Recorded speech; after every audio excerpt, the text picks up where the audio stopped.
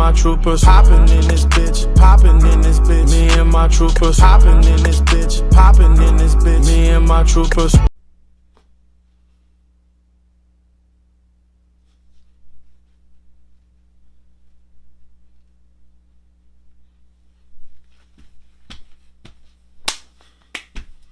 Hello there. My name is Mr. J3T, aka Big Sexy,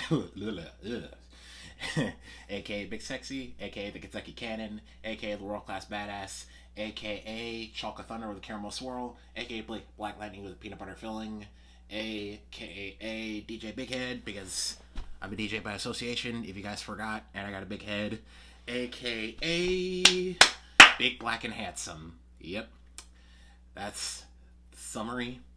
That's what I am, basically. Just, I'm big, I'm black, and I'm handsome as hell. Come on now, come on. Anyway, today we're going to be talking about Love, Death and Robots Volume 2. So Love, Death and Robots Volume 2 is a Netflix series on Netflix, and it's an anthology series that tells where each episode tells a different story. So I watched the first volume, or the first season of Love, Death, and Robots a few years ago. This was before I had my YouTube channel, and I really liked it. Each episode was different, not only in terms of story, but in terms of, but in animation style. Each episode not only told a different story, but it also had a different animation style, which was cool. And yeah, I just remember really liking the first Love, Death, and Robots, the first volume. And this second volume, I watched the trailer last week, and I got pretty hyped. So, what do I think about it now? The short answer, I really liked it. But the long answer, here we go. So, I'm going to start off this video by talking about my favorite episode and my least favorite episode. So my favorite episode has gotta be Throughout the House, which I believe is episode 6. And it's about these two kids, right? It's like Christmas night. And the sister wakes up the brother because she hears something. And they go downstairs, they think they're about to see Santa, but instead they see this creepy looking creature, right? This weird looking monster, very creepy. The kids are scared, right? And the creature just comes up to them, and the creature just sniffs them. And he sniffs each of them, and he determines that they are good. And he proceeds to throw up, basically cough up gifts for each child, right? So, in this particular story, Santa Claus is apparently this giant creepy creature, right? This huge monster who, I assume, sniffs, kids to see if they're good or if they're naughty or nice. And the nice kids get presents that he barfs up. But if you're naughty, the show doesn't show us what happens if a kid is naughty. But I can infer that the creature, the creature might be killing some naughty kids, you know? I can just infer that, some context clues. The sister is like, what would that thing do? What would that thing do if we weren't good? And the brother's just looking at her like, bitch, I don't want to think about it. Just be glad that we're fine. So, yeah, I love this. This was, like, my favorite episode of Volume 2, because, like, it just takes the concept of Santa and Christmas and just completely turns it around. Instead of Santa being this huge, jolly old man, he's this terrifying creature and that still drinks the milk and eats the cookies. So yeah, by the way, for any kids who may or may not be watching this right now, don't believe this show, okay? Santa isn't some scary creature that may kill you if you're being naughty, okay? Santa's a big, jolly fellow, who I have no idea what he does in the off season, but yeah, don't believe this show, kids. Santa's not some terrifying creature. He's a jolly big old fellow, okay? Don't believe this show. Why are you even watching this show anyway? No, don't watch this show. This is a very adult show. Go watch some Coco Melon. Yeah, go watch Coco Melon. So anyway, that was my favorite episode. But my least favorite episode was the first episode, which I believe was automated vacuum system, something along those lines. It's about a woman who has this robotic vacuum cleaner, pretty much robotic maid of sorts, that goes rogue and tries to kill her and her puppy. So that's the first episode, and that was like my least favorite episode. I didn't hate it. It's just that I wasn't really feeling the animation in this one. The humans in that episode looked weird. They just looked so creepy and weird to me. Like their heads were big. Their heads looked like mushrooms, kind of. Especially the main woman that we follow. Her head looked like a straight up mushroom.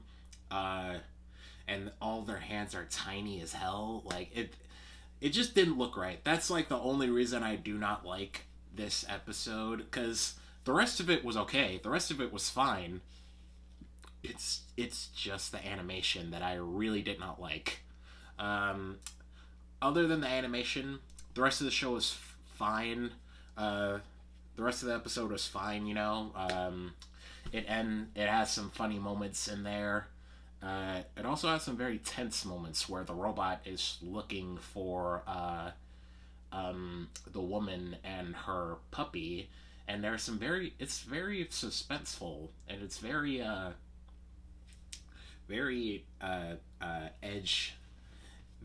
on your seat. Yeah, I just said that. It's very edge it's a very edge on your seat scene of yours. What am I trying to say? It's very tense. Yeah, it's very tense.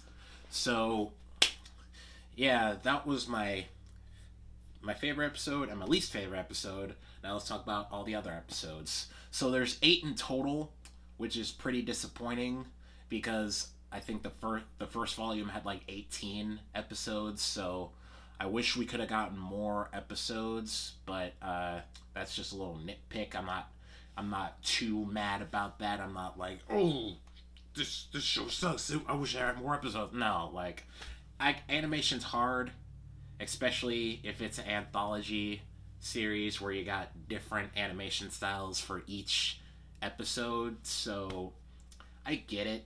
Animation's hard to do, but I just wish that there was more episodes, or at least I wish we got as many episodes as we did for volume 1.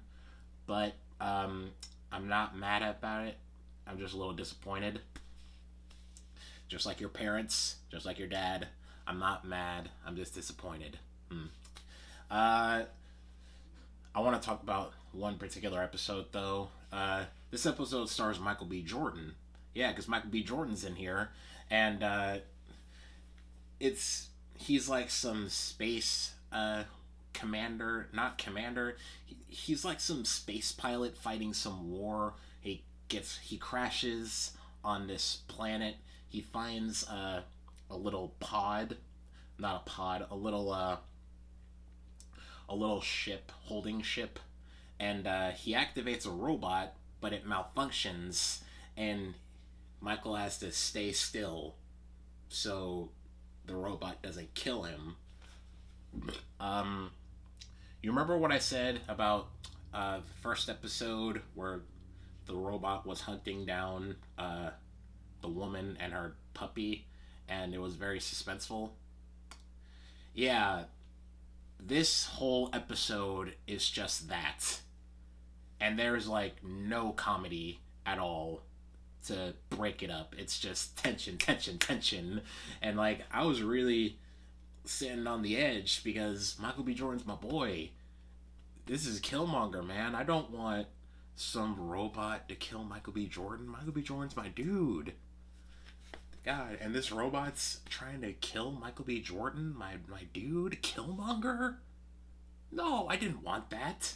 So, yeah, this episode was just very suspenseful. It was just the first episode, but cranked up to 10. Not even 10, cranked up to 11. And there were no comedy mixed in to break up the tension. It was just tension, suspense. Is Michael B. Jordan gonna get out of this? Or is he gonna die by this robot? Is he gonna make one wrong move and this robot's just gonna just mollywop him? So yeah, it was just very suspenseful. And like I said, tension. The tension, boy. The tension. Good God. There was one episode called The Tall Grass, where a man takes a train and the train stops. He gets out. The conductor says, look, you can stay out for a smoke, but do not wander into the grass. So the man obviously wanders into the grass, and a bunch of monsters start hunting him. And throughout this whole episode, I'm just like, see, if your dumbass would have listened, if your dumbass would have just stayed near the train, you wouldn't be in this situation now, would you? Like, the creature designs were scary in this episode too, but throughout this whole episode, I'm just like, this dumbass, like, the conductor told you specifically to not go out and wander, and your dumbass goes out and wanders anyway. Like, what the? Ooh, okay, all right. We got a dum-dum over here. We got a dummy over here. But that episode was cool too. The final episode, episode 8, basically a giant person like washes up on the beach, and this guy is talking about it, right, examining it.